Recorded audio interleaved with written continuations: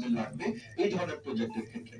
কারণ এর আগের রেজিমে আমরা যেরকম দেখেছি যে প্রজেক্ট গুলো করা হয়েছে শুধু প্রজেক্ট সেট, যে আমরা শুধুমাত্র এখানে অর্থ বরাদ্দ দেবো এবং একটা শ্রেণীর মানুষ এখান থেকে লাভবান হবে।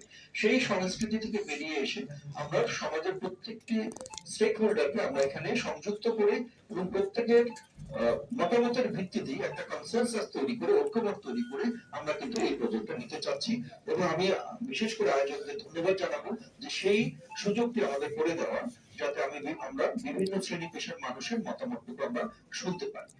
এবং আমাদের এই যে প্রজেক্ট, সেই প্রজেক্টটা কোনোভাবেই আমরা যদি এটা মনে করি যে যেটা সরকার সিদ্ধান্ত নিয়েছে সেভাবেই হবে, সেটা না। কারণ আমরা বারবার বলছি যে সমাজের নানা ধরনের মতামত, বিশেষজ্ঞদের মতামত আমরা শুনছি এবং সেই অনুযায়ী, যেটা পৃথিবীর ভাই বললেন, সেই অনুযায়ী কিন্তু এটা পরিবর্তন আমরা করার চেষ্টা করছি।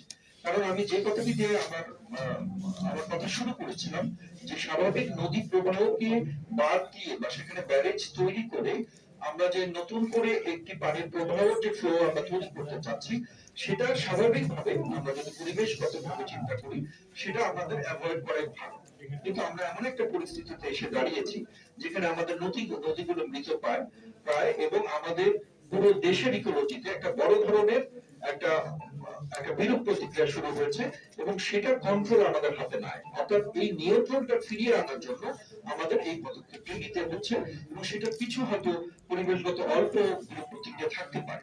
কিন্তু আমরা যেটা চিন্তা করে দেখছি যে আমাদের ন্যাশনাল সিকিউরিটি, আমাদের ওয়াটার সিকিউরিটি, আমাদের পরিবেশের অন্যান্য যে খাতগুলো রয়েছে সেটি, এবং এই যে আমাদের বিরূপ প্রতিক্রিয়া, দুইটির যে একটা ব্যালেন্স, সেই ব্যালেন্সটা করে আমরা দেখেছি যে আমরা মানে এই টোটাল আমাদের কাছে মনে হয় যে পদ্মা ব্যারেজ বাংলাদেশের জন্য একটি সুফল নিয়ে আসবে।